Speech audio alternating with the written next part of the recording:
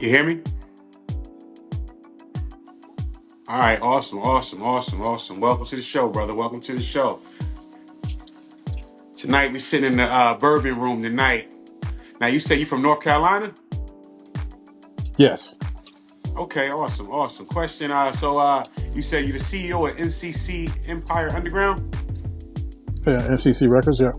NCC. Okay, all right. So whenever you're ready, we can get into this.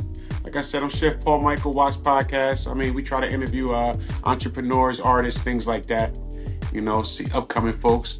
But I see you've been doing this for a while too. Yeah, man. A little bit. All right. Can you tell us a little bit about yourself and your journey in the music industry? Yeah. I'm Mr. J, NCC Records CEO, 1/4 of the Empire. I've been basically doing music since a young age. Started writing my first song in fifth grade or so. Basically what got me to take this even more seriously is working as a teenager, doing a talent show. I had originally done a talent show before that, and I kind of did, other people's music. And then I said, well, if I want to try to win this talent show, I might need to go and do my own music. So I started stepping into the studio to create those songs. And, once I started creating songs and doing talent shows and stuff like that, that basically kind of led to a formation of a group called Omega Clan. Say that again? Called what? Called Omega Clan. Omega Clan. Yeah. Once we kind of formulated that group, we started doing, talent shows where we could, opening up for people when we could. And basically, we grew from 4 people in that group to 32. Nice. But now, is the group still active? The group is now different. The 3 original members plus 1 more, and we go by the Empire now. That's where NCC Records, the Empire, comes from. Okay. So, we had a chance as Omega Clan to get a look, basically get a development deal from Warner Brothers at the time, but we were kids. We didn't know what that meant. Exactly. We got jerked around by a lot of different managers and a lot of different people saying they wanted us to do different things. We were doing basically little things for the radio station, 99.1 at the time. And one of the people from that radio station basically wanted to kind of change what we were doing. Of course, we're teenagers, so we weren't exactly vibing with what he wanted from us. But as things went along and the kind of people peeled off because it wasn't working for them, or they got other enticements to go here, there, or wherever, and it didn't really work out for them, they just kind of stopped doing music. I basically went off to college and started doing shows, doing the Underground Experience show. Did a couple of them up in Rhode Island. Okay. Then I came back home and at about 99 and started doing a couple of shows here. As time goes on, I'm still, releasing music. We put out an album from the Empire about 2007. And it was called NCC Records Presents the Empire, which I'm going to, start to re-release coming soon. We did another one a few years later called The Dark Ages, which is where we met another group member, Speak No Evil. It was basically the 3 original members, myself, my brother Prince Imperial, and E, the 5th letter.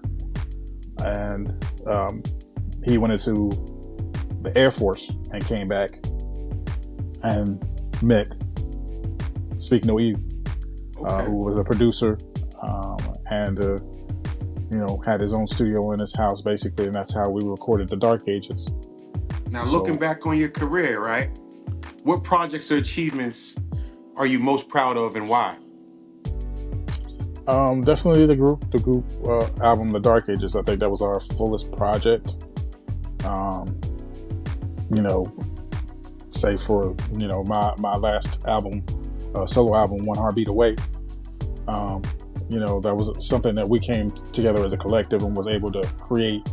And, we had a little push-pull action, bringing different ideas together and different people together and different personalities together on that album.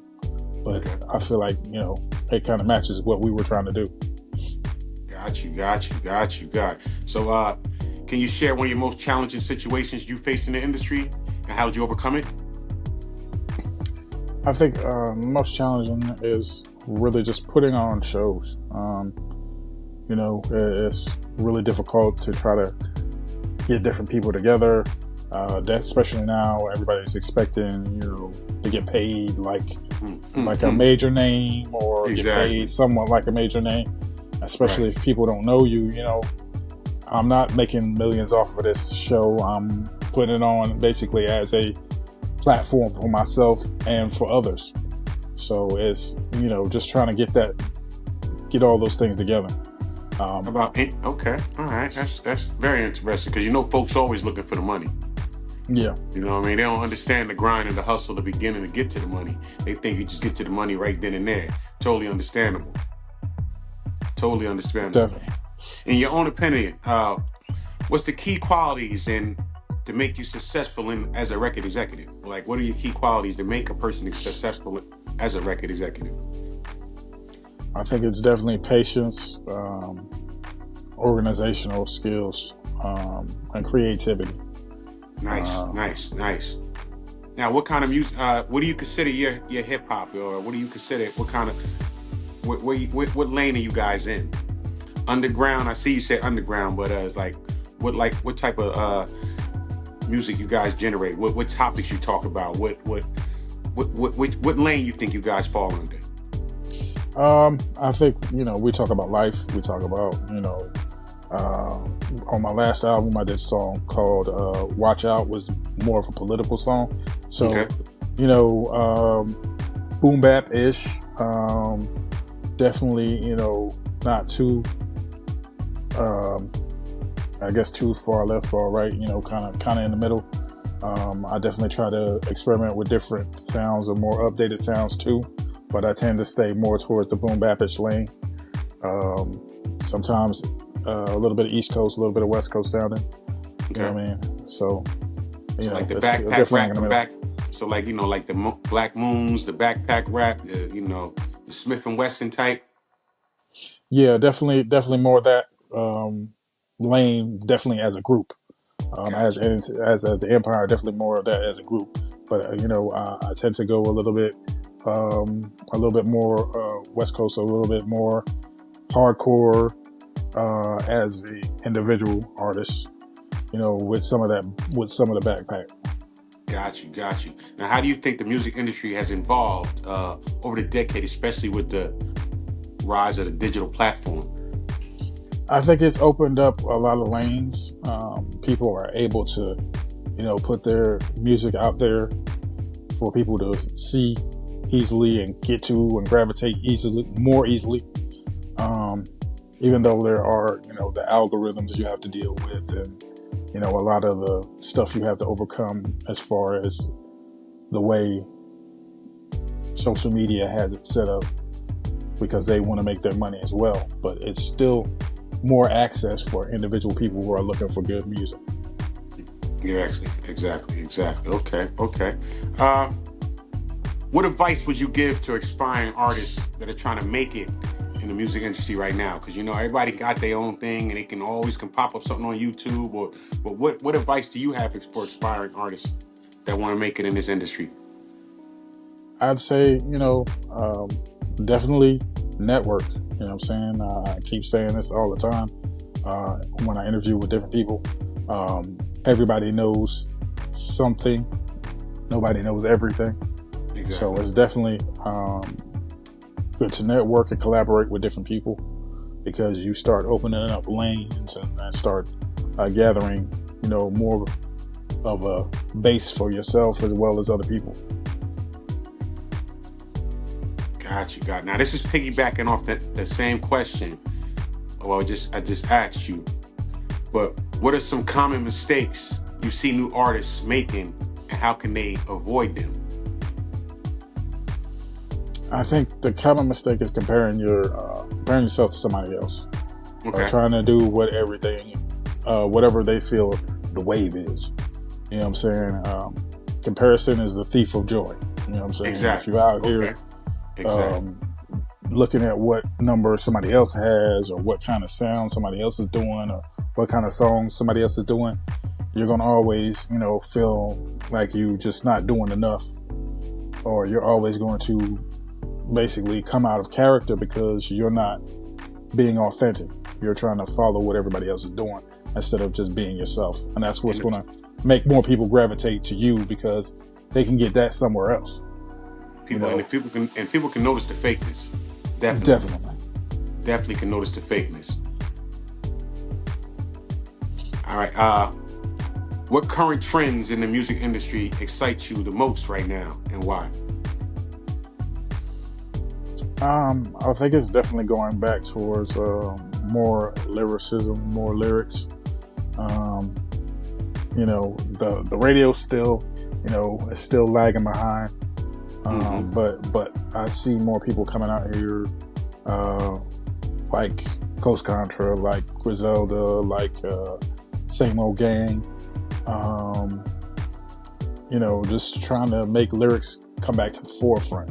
They never went anywhere, but they, because I think that's more important. Everything can't be watered down, because you see people sliding to different genres because they feel like, on the commercial end, because they feel like hip hop on the commercial end seems to be lagging money wise. So they're going to country or somewhere else, so in order to make that money up. Money. Get that money. Yeah, exactly. Okay. Definitely. And if you can go back and give your younger self a piece of advice, what would it be? Just network more. Definitely drill down more on certain things. What's your next? What is your next prediction for the next big shift in the music consumption or productions? Like, what do you think the next big thing might be, or what folks are really trying to do? Because we already know about the streaming, we already know about these YouTubes. What can we jump ahead and get into to start something new? I think it's definitely going back to consumer. So, direct to consumer, doing things that put you in touch with your fan base or create a fan base directly. You're not, just relying on streaming because, they've changed the algorithm for how people get paid. They're starting to try to mark people as hobby artists instead of professional artists if they don't have a certain amount of streams. So I think it's definitely going back direct to consumer and trying to figure out how you perform from where you're at, as an artist, and draw fans to you. And outside of work, what do you personally enjoy listening to outside of your work? Like I said, I listen to Griselda. I listen to Coast Contra. I go back and listen to a lot of early 2000s, 90s, 80s hip hop. Some classic rock here and there, as well as there's a few artists that I listen to. Of course, being from North Carolina, listening to J. Cole. How you feel about this new one popped up with the Kendrick Lamar and the J. Cole and the Drake? How you feel about that? I think it's just interesting. I think Kendrick was really going after Drake, and I think Cole just kind of caught a straight. Gotcha. I think he's, the line in the song King Kunta, he's been going after him since then. That line of I've seen people do stuff I can't tell. Cats sharing bars like cats in a 2-man cell. That line was for Drake. Gotcha. I think and I think he's been going after Drake for the whole time, and he's just not cool with the ghostwriters. Exactly. I don't think a lot of folks just now. Do you write your own? Definitely. Okay. I don't, well, it doesn't make sense for me to say anybody else's words. I haven't reached that status where, you know, I'm so big that, you know, other people can write for me and it would make sense. And even then, I don't think it would make sense. You know, like a Snoop, you know, who got very big, and then on Dre's album, you know, Jay-Z wrote for both of them. Or on his Ego Trippin' album, where he was just like, you know, I want to do something experimental and have different people write for me. You know, but by that time he had already proved himself as an MC or as a bigger artist, so it wasn't taken away from his credibility. But I don't think at any time it would really make sense for me. That's kind of like even, for instance, LL had an album that he had basically collaborated with 50 Cent on, and he was like, you know, it didn't make sense to me. It didn't work out. It didn't sound like me, even though he didn't write anything for me. We just collaborated and formulated these things. It just didn't sound right. So he shelved it. So how do you stay inspired and keep your passion for the music to stay alive in you? I just always have something to say. You know what I mean? I'm always inspired by other artists. I always try to, you know, speak about other artists in places that they haven't got to. Like some of the artists I work with, like the Fat Boy, Eddie Ruger, cats I've heard, like, you know, Hood the Mayor and Passport School. Just these kind of artists that kind of push me to want to do more. I think, you know, as long as I'm able to find that inspiration with other people who are doing something that I never got a chance to do or I never thought of doing, you know, that always keeps me motivated. Like I was able to do, you know, be involved in 3 different films. Tales from the Dead Zone, which is still in post-production. My song Savage is supposed to be in that movie. And what's that movie about? Tales from the Dead Zone is basically like a horror film. Okay. Like a horror film. Nice. You know, kind of slasher flavor. Now, who produced that? Is that a part of NCC or? No, as a guy out of Canada, I believe he's Barry J. Gillis. That's his film. And where can they see that at, or it's not out yet? It's not out yet. It's still in post-production, so hopefully sometime this year. Nice. Okay. Keep us posted, definitely. And of course, I did another movie where I have an actual speaking part in called Savage Genesis. That's on Tubi and Amazon Prime. My song "Trolling for Nothing" is in that movie. Name of that movie again, but they can look that up. You said it's on Tubi, and what's the name of it? It's Savage Genesis. Savage Genesis. Yeah, that's on Tubi and Amazon Prime. And another one I have a small bit, you know, kind of if you blink, you miss me. You know what I'm saying? It's called The Herb Train, and the director of that one is Cayenne the Lion King, and that's on Amazon and Tubi as well. And that's Herb King? Herb King? Herb King. The Herb Train. The Herb Train. Herb Train. Okay. Yeah. Are there any upcoming projects and artists you're working with that you want to let us know about? Right now, sort of gearing up to finish up a documentary about North Carolina hip hop, especially Fayetteville, 2-6 hip hop, the history of it. And I've worked with a lot of different artists and recorded a lot of different interviews and performance section for it. The trailer is on NCC Records The Empire on YouTube right now. It's an Underground Experience trailer. That's one of the trailers that's out. I'm finishing that up. Hopefully within the next couple months. I've interviewed J. Cole's mentors, Bomb Shelter, among several other people for that documentary, and basically got 2 songs I'm starting to write for the soundtrack, and I'll be trying to knock out the soundtrack probably after August, once we get everything completely finalized and edited for the film. So, and finally, where can the listeners follow you and get in touch with you and hear your music, and let it be known where they can, get to know you and learn you and things like that? Well, they can check me out on NCC Records The Empire on Facebook, NCC Record Empire on X. It's www.empiremusic, music spelled MUSIQ. That's the website. And on Threads, it's NCC Records The Empire, as well as NCC CEO on IG. Nice. Well, Mr. J, I appreciate your time. I appreciate you coming down here talking with us.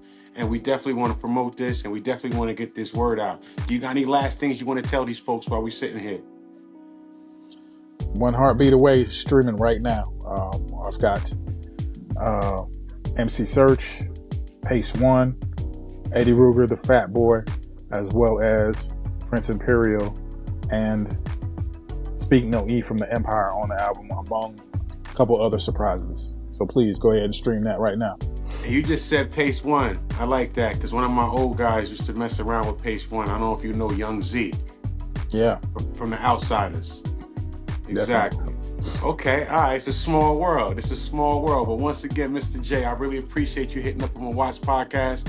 We're going to promote this, and we're going to get this out there. And if anything else, we stay focused, and we're going to stay in contact with you on your IG. Once again, brother, thank you very much. Thank you for having me. Absolutely. Appreciate the love. Yes, sir. Peace.